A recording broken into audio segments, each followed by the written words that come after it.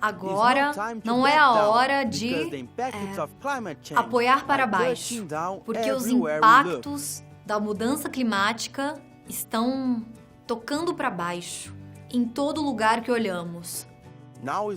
Agora é hora de pisar para cima e avançar. Por exemplo, estamos trabalhando com cientistas líderes mundiais em pesca para escalar para cima as soluções no mercado global de frutos do mar. Nossa, que sufoco! Você viu aquilo? Como é que eu fui capaz de traduzir back down como apoiar para baixo? E ainda por cima num painel tão importante para o comércio internacional brasileiro. E não foi só o back down. Eu também traduzi errado outros phrasal verbs que havia no discurso. Essa construçãozinha gramatical sempre me pega de surpresa. Mas assim não dá mais. O meu trabalho exige que eu tenha essas coisas na ponta da língua. Eu tenho que rever esse assunto já. Não tenho mais desculpa. Os phrasal verbs são estruturas formadas pela união de duas palavras. O verbo, mais uma partícula, que em geral é uma preposição ou um advérbio.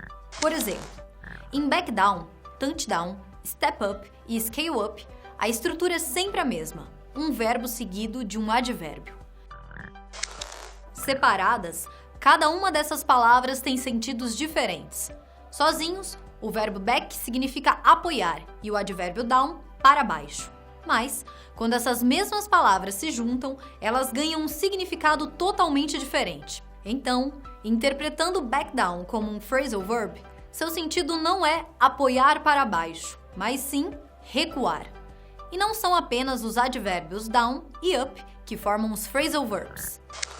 Eles também podem ser compostos pelos advérbios away e back e pelas partículas in, out, on, off, by, through, about, along, over, forward, round e around.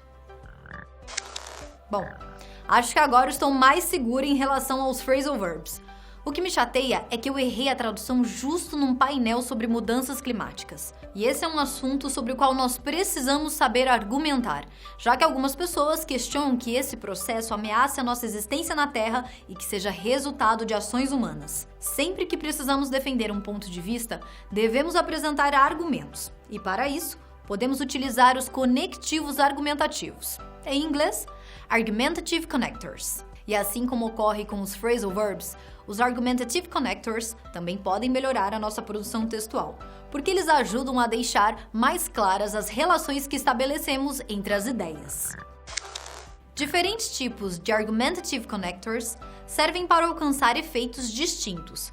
Para dar ênfase, podemos utilizar os conectivos as matter of fact ou indeed. Para expressar oposição, podemos utilizar but, however ou nevertheless. Para estabelecer uma relação de consequência, podemos utilizar because, therefore ou thus. Além desses, há conectores que expressam adição, exemplificação, concessão, comparação e passagem de tempo.